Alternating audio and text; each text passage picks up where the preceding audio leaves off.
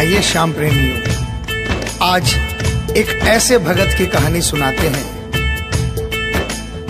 जो अपने व्यापार में इतना लीन था कि उसे दिन दुनिया की कोई खबर नहीं थी। उसे सिर्फ पैसा पैसा और सिर्फ पैसे के बारे में चिंता थी। उसके घर वाले, उसके परिवार वाले सारे परेशान थे कि सेठ कभी कहीं नहीं जाता, सुबह से लेकर रात तक हर समय पैसे में ही लिपटा रहता है।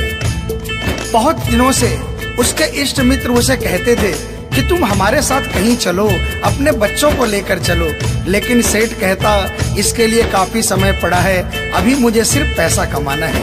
लेकिन एक दिन कुछ मित्रों ने बहुत जोर दिया कि 2 दिन की छुट्टियां हैं, हम खाटू श्याम जी के दरबार में जा रहे हैं, पूरे परिवार को साथ लेकर हमारे साथ चलो। और सेठ उनको ये बात मना नहीं कर पाया और बिना मन के वो उन परिवार वालों और इष्ट मित्रों के साथ खाटू के लिए रवाना हो गया। रास्ते भर वो अपने व्यापार की बातें करता रहा। उसे खाटू जाने की जरा भी इच्छा नहीं थी। लेकिन जब खाटू पहुंचा और बाबा श्याम के मंदिर में पहुंचा और जब बाबा से नजरें मिली, उसके होश उड़ गए। सेठ के परिवार वाले सारे दर्शन करके बाहर आ गए। वो सिर्फ 1 मिनट के लिए मंदिर में आया, लेकिन घंटों तक बाबा के दरबार में खड़ा रह गया। उसको होश नहीं रहा और वो बाबा की तरफ देखकर आंखें बंद करके आंसुओं की धार बहती रही और वो बाबा से मन ही मन बातें करता रहा। जब परिवार वालों ने उसे कहा कि अब चलना है, तो सेठ ने बाबा से कहा, प्रभु मुझे अब हर महीने 11 को अपने दरबार में बुलाओ। और ये कह करके वो बाबा के दरबार से वापस अपने घर को आ गया। 15 दिन बाद 11 आई। सेठ बहुत से लोगों को लेकर अपने साथ बाबा के दरबार में गया। ऐसे हर 11 को वो खाटू जाने लगे। लेकिन एक दिन जैसे ही वो सुबह 11 को घर से निकलने लगा, मुनीम ने कहा, सेठ जी कहाँ जा रहे हो? सेठ ने कहा, अरे मुनीम तुझे पता नहीं, आज 11 है, मुझे खाटू धाम जाना है। मुनीम ने कहा, सेठ जी आपको पता नहीं, आज बाहर के कुछ व्यापारी आने वाले हैं, लाखों का सौदा होने वाला है और वो व्यापारी आज रात को वापस इंडिया के बाहर चले जाएंगे।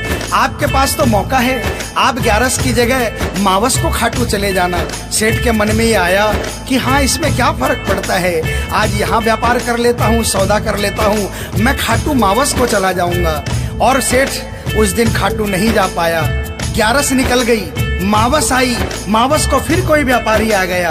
उसके बाद फिर पूर्णिमा आई, फिर कोई व्यापारी आ गया और इसी तरह सेठ व्यापार में फिर उलझ गया। एक दिन रात को सेठ सोया तो उसके नींदों में उसे ऐसा आभास हुआ कि उसे कोई आवाज आ रही है और उसने बड़े ध्यान से सुना। उसे लगा खाटू वाले श्याम बाबा उसे कह रहे हैं, वाह रे सेठ, मैंने तो सोचा था कि मेरे दरबार में कोई बहुत बड़ा भूला भटका भगत आया है, लेकिन मुझे क्या पता था कि कोई भगत नहीं, एक सौदागर आया है और मुझसे सौदा करके चला गया। आज तू अपने घर में, अपने व्यापार में खूब खुश है, तू वहीं पर खुश रहे। और ऐसा कहकर वो आवाज बंद हो गई। सेठ की आंखें खुली, उसके मन में ग्लानि हो गई। उसने सोचा कि मैं आज ही खाटू धाम जाऊंगा और वो जैसे ही खाटू के लिए निकला, रास्ते में एक्सीडेंट हो गया। सेठ की दोनों टांगे रह गई। अब सेठ अपने पैरों पर खड़ा नहीं हो पाया और उसके मन की मन में ही रह गई। सेठ बहुत तड़पता रहा। एक दिन सेठ अपने घर के दरवाजे पर बैठा, आंसू बहा रहा कि मेरा बुलावा क्यों नहीं आ रहा, मैंने इतनी बड़ी गलती करी, मुझे बाबा के दरबार से इतनी दूरी क्यों हो गई। इतने में उसके घर के सामने से एक डाकिया निकला। सेठ ने डाकिया को आवाज लगाई और कहा, ए डाकिया, तुम तो कलकत्ता, दिल्ली, बम्बई भक्तों का संदेशा लेकर जाते हो, लोगों के चिट्ठियां पहुंचाते हो। आज मेरी एक चिट्ठी, मेरा एक संदेशा मेरे खाटू वाले श्याम बाबा के दरबार में क्या पहुंचा दोगे? डाकिया ने कहा, सेठ मैं तो आजकल खाली रहता हूँ, जब से इंटरनेट का जमाना आया है लोग ईमेल पर ही चैटिंग कर लेते हैं, बताओ तुम्हारा क्या संदेशा है और कहाँ पहुँचाना है। और ऐसे डाकिया ने सेठ से कहा और सेठ ने डाकिया से कहा।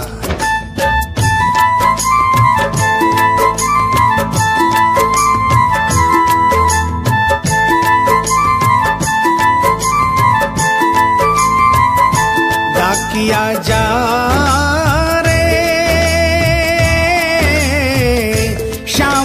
संदेशो दीजे, शाम न जाए तो कह दीजे, भगत थार दर्शन न तरसे। डाकी डाकिया जा रे।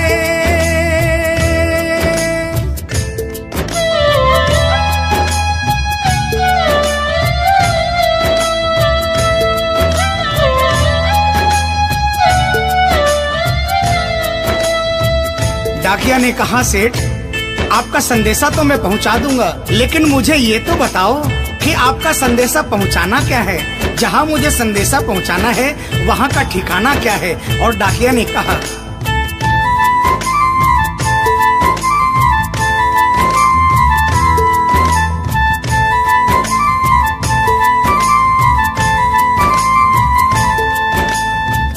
कौन से गांव थारो शाम बस्यो है, इतनो माने बता दे सेवक रे।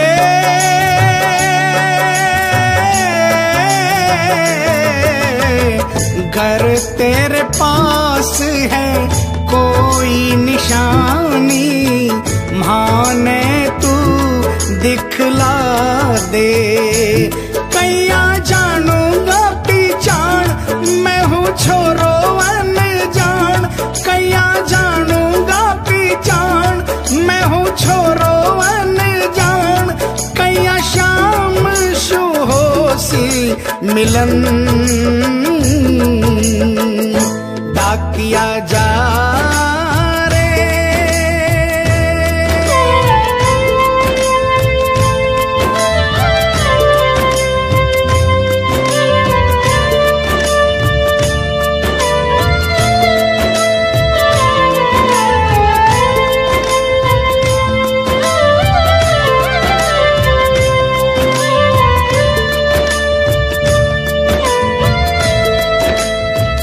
सेठ ने कहा, डाकिया मैं तुझे जिस जगह का ठिकाना बता रहा हूँ वहाँ ऐसा दरबार है जहाँ जो एक बार जाता है वो वहीं का हो जाता है।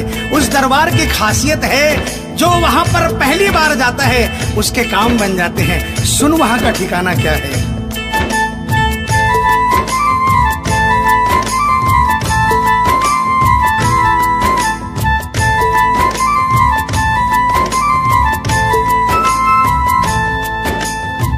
खाटू में है श्याम जी को मंदिर, शिखर ध्वजा लहरावे। डाकिया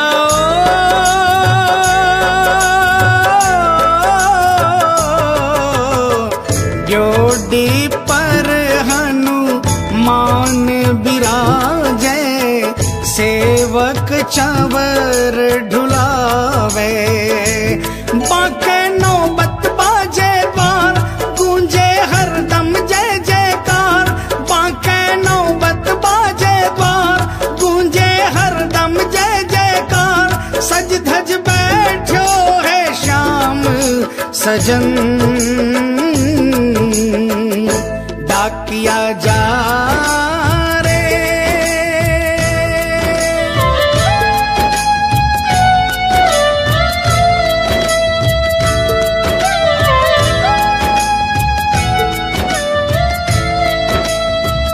डाकिया सेठ जी के यहाँ से निकल जाता है और वो खाटू धाम के लिए प्रस्थान करता है। धीरे धीरे वो खाटू पहुँचता है और खाटू पहुंचकर बाबा के मंदिर का पता करता है और मंदिर के नीचे पहुंचकर वो पहले प्रणाम करता है और बाबा के मंदिर की 13 सीढ़ी चढ़ता है। और वो बाबा के सामने पहुंचकर बाबा की तरफ नहीं देखता, पहले अपने झोले में से वो सेठ की चिट्ठी निकालता है और चिट्ठी निकाल के पढ़ने लगता है।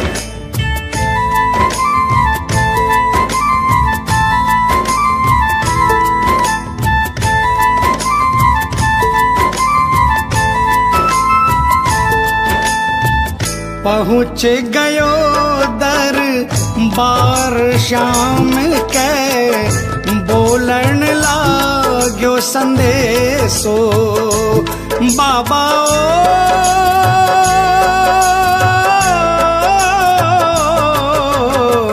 बन बैठो कद श्याम दीवानो, कुछ ना रयो अंदेशो।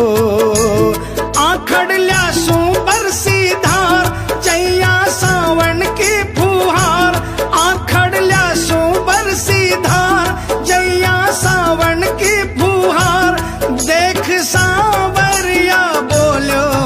वचन,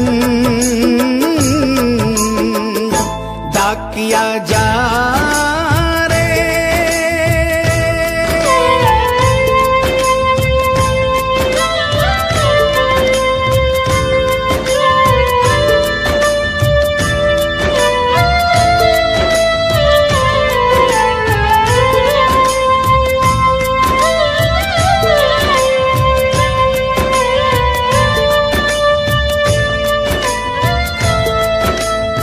जो ही डाकिया ने सांवरे सेठ की तरफ देखा, उसके होश उड़ गए, उसकी आंखें बंद हो गई, आंखों से आंसुओं की अविरल धारा बहने लगी।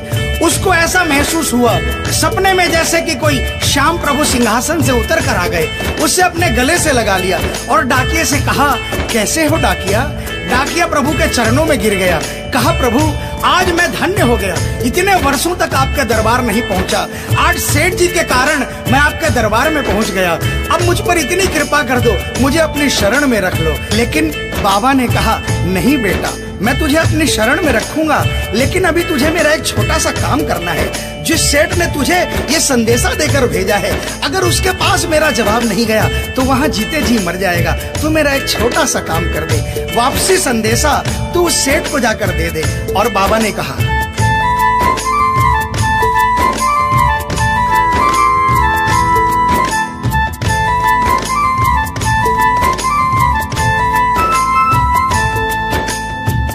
कह दीजिए तू जाए सेवक ने तेरो बुलावो आसी, सेवक रे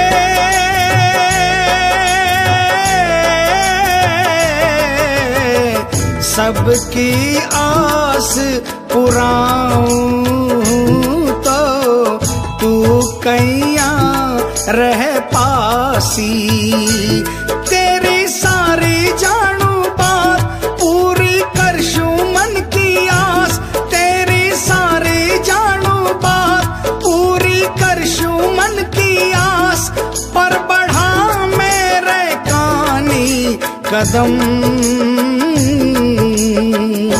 डाकिया जा रे। संदेशो सेवक ने दीजे, सेवकिया राह तेरी निरखे। संदेशो सेवक ने दीजे, सेवकिया राह तेरी निरखे। सेवक संदेश ने तरसे डाकिया जा रे।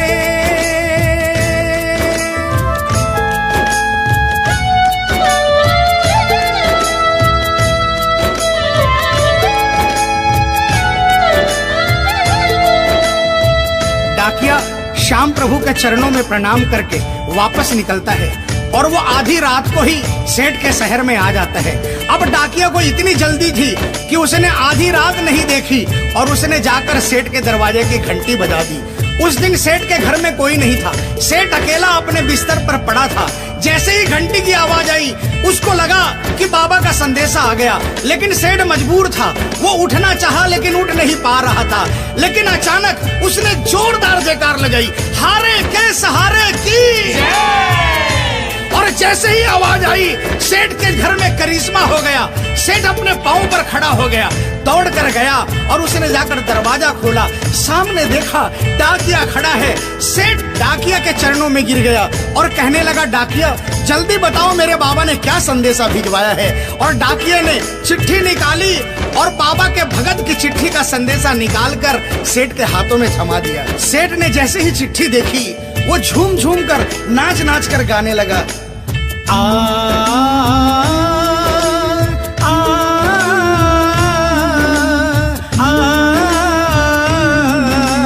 आ, आ, चिट्ठी आई है, चिट्ठी आई है, चिट्ठी आई है, चिट्ठी आई है, चिट्ठी आई है, खाटू से चिट्ठी आई है।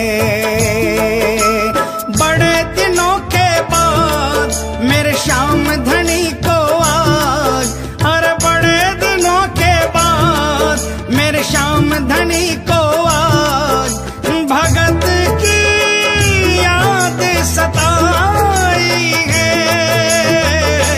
चिट्ठी आई है, चिट्ठी आई है, ओ चिट्ठी आई है, चिट्ठी आई है। सेठ ने वो चिट्ठी वापस डाकिये को थमा दी और कहा, डाकिया आप तो स्वयं बाबा से मिलकर आए हो, इसलिए बाबा का संदेशा अपने मुखारबिंद से मुझे सुनाओ।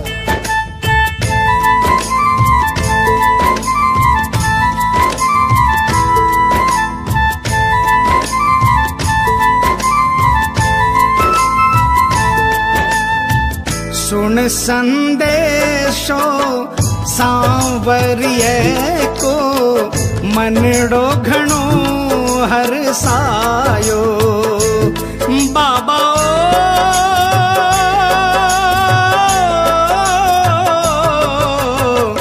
बंध गया पाँव में घूघरिया सा, मन को मोरियो गायो।